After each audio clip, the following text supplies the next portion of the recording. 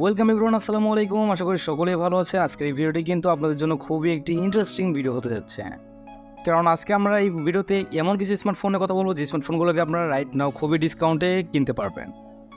তাই যাদের ডিসকাউন্টে ফোন কেনার চিন্তাভাবনা রয়েছে তারা কিন্তু এই ভিডিওটি ফার্স্ট টু লাস্ট কন্টিনিউ করবেন। এবার আমরা চলে আসি ফোনগুলো দেখে। আজকে আমরা ফার্স্ট পার্সন যে ফোনটিকে নিয়ে কথা বলবো সেটা হচ্ছে xiaomi redmi note 12 pro। এই ফোনটি কিন্তু অনেকেরই পছন্দের একটি ফোন, আর এই ফোনটি ইউজার রিভিউ আমরা এখনও পর্যন্ত যথেষ্ট পরিমাণে ভালো পেয়েছি। তাই এই ফোনটি কিন্তু আমরা আমাদের বেশ কিছু ভিডিওতে আপনাদেরকে সাজেস্ট করে থাকি। আর এই ফোনটি কিন্তু গত কয়েক মাস আগে প্রাইস ছিল প্রায় 30 থেকে 35,000 টাকার মধ্যে। এখন কিন্তু বর্তমানে রাইট নাও এই ফোনটি পেয়ে যাবেন আপনারা 30,000 টাকার মধ্যেই। অনেক জায়গায় কিন্তু এই ফোনটি 29,500 টাকাতেও সেল করা হচ্ছে। তাই যারা এই মুহূর্তে এই ফোনটি কিনতে যাচ্ছেন তারা কিন্তু চাইলে এই ফোনটির দিকে যেতে পারেন। ফোনটির হাইলাইট বিষয়ে কথা বলতে গেলে এখানে কিন্তু আপনারা পেয়ে যাবেন মিডিয়াটেক ডায়মেনসিটির 1080 প্রসেসর।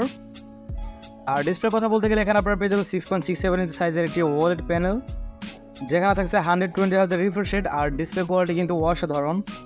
আর ক্যামেরা হিসেবে কিন্তু এখানে আপনারা পাচ্ছেন 3টি ক্যামেরা, 50+8+2 মেগাপিক্সেল। মেন ক্যামেরাটি কিন্তু অনেক ভালো। এর সেন্সরটি হচ্ছে সনি IMX766। আর এর যে ফ্রন্ট শুটার সেটি কিন্তু 16 মেগাপিক্সেলের।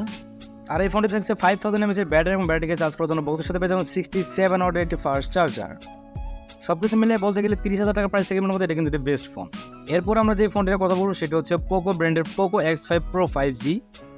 নিঃসন্দেহে এই ফোনটি কিন্তু একটি ভালো ফোন, আর যারা গেমিং করে যাচ্ছেন তাদের জন্য তো এই ফোনটি বেস্ট হবে। যারা গেমার রয়েছেন তারা চাইলে কিন্তু এই ফোনটির দিকে যেতে পারেন। পোকোর এই ফোনটি কিন্তু বিগত বেশ কয়েকদিন আগে কিন্তু এই ফোনটির প্রাইস ছিল প্রায় 35 থেকে 37,000 টাকার মধ্যে। তবে রাইট নাও আপনারা কিন্তু এই ফোনটি 30 থেকে 31,000 টাকার মধ্যে পেয়ে যাবেন। ইন্টারন্যাশনাল যে ভেরিয়েন্ট সেটি কিন্তু 31,000 টাকায় পাওয়া যাচ্ছে। তাই চাইলে কিন্তু আপনারা এই প্রাইস সেগমেন্ট হলে অবশ্যই পোকোর এই ফোনটিকে দেখতে পারেন। তবে আরেকটা বিষয় আমি আপনাদেরকে জানিয়ে দিতে চাই, আমরা কিন্তু পোকোর বিগত বেশ কয়েকটা ফোনে অনেক ধরনের সমস্যা দেখেছি, তবে এই ফোনটিতে কিন্তু এখনও পর্যন্ত কোনো প্রকার সমস্যা দেখিনি বা শুনিনি। আর এই ফোনটিতে আপনারা পেয়ে যাবেন স্ন্যাপড্রাগন 778 প্রসেসর, যেটি কিন্তু পাওয়ার এফিশিয়েন্ট প্রসেসর।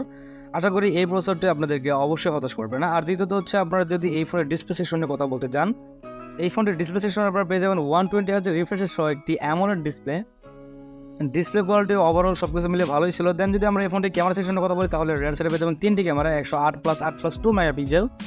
আর এর যে ফ্রন্ট ফেসিং ক্যামেরা সেটি কিন্তু থাকছে 16 মেগাপিক্সেলের। আর এই ফোনটিতে ব্যাটারি সেকশনে আপনারা পেয়ে যাবেন 5000 mAh রেটের ব্যাটারি, এবং ব্যাটারিকে চার্জ করার জন্য বক্সের সাথে পেয়ে যাবেন 67 ওয়াটের একটি ফাস্ট চার্জার। সো এই ছিল ফোনটির মোটামুটি কনফিগারেশন। আপনারা চাইলে কিন্তু এই ফোনটির দিকে যেতে পারেন। ফোনটির প্রাইস সেগমেন্ট প্রায় 5 থেকে 7,000 টাকা কমে গিয়েছে।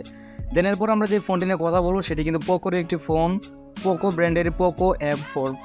এই ফোনটিরও কিন্তু প্রাইস সেগমেন্ট বিশাল কমে গিয়েছে। তো আপনারা চাইলে কিন্তু এই ফোনটির দিকেও যেতে পারেন। এই ফোনটি পার্সোনালি আমার কাছে অনেকটাই পছন্দ, কারণ এর যে প্রসেসরটি রয়েছে সেটা হচ্ছে স্ন্যাপড্রাগনের 870, যেটি কিন্তু পাওয়ার এফিশিয়েন্ট প্রসেসর। আর এখান থেকে কিন্তু ভালো পরিমাণে গেমিং করা যায়। সো যারা গেমিং লাভার রয়েছেন তারা চাইলে কিন্তু এই ফোনটির দিকেও যেতে পারে।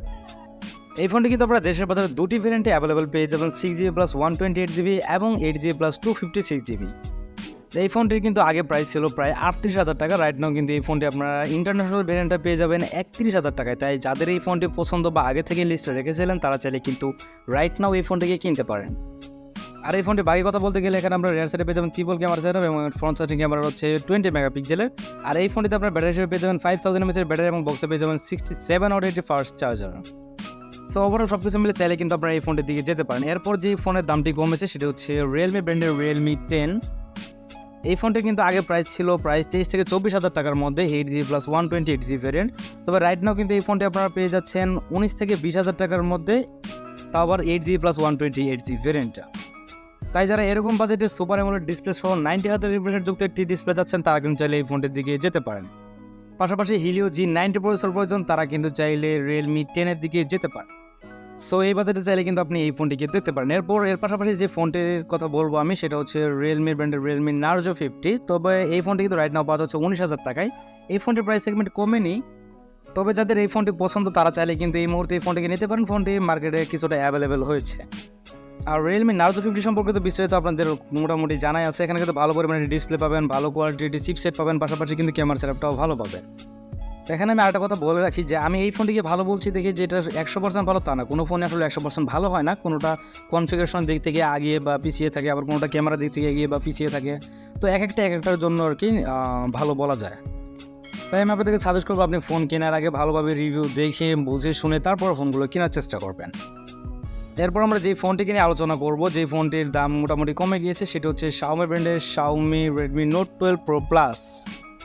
এই ফোনটি কিন্তু প্রথম দিকে প্রাইস ছিল 45,000 টাকার মধ্যে রাইট নাও, তবে এই ফোনটি কিন্তু এখন আপনারা পেয়ে যাচ্ছেন শুধুমাত্র 38 থেকে 38,500 টাকার মধ্যে। তাই যাদের বাজেট এরকম রয়েছে এবং এই ফোনটি ভালো লাগে তারা চাইলে কিন্তু এই ফোনটি কিনতে পারেন। তবে আমি আপনাদেরকে সাজেস্ট করবো এই ফোনটি না কিনে কিন্তু পোকো F4 ফোনটাও কিনতে পারেন। আর এই ফোনের কনফিগারেশন কথা বলতে গেলে এখানে আপনারা পেয়ে যাবেন 120 হার্জের একটি অ্যামোলেড প্যানেল, যার মোটামুটি কনফিগারেশন ভালো ছিল। আর প্রসেসর হিসেবে মিডিয়াটেক ডায়মেনসিটি 1080 প্রসেসর পাবেন, যেটি মোটামুটি একটি ভালো প্রসেসর বলা যায়। এই ফোনটি ক্যামেরা সেকশনের কথা বলতে গেলে এখানে আপনারা পেয়ে যাবেন 200 মেগাপিক্সেল ট্রিপল ক্যামেরা সেটআপ, যার মেন ক্যামেরা হচ্ছে 200 মেগাপিক্সেল। আর এটি হচ্ছে এই ফোনটির মোটামুটি কি সিলিং পয়েন্ট।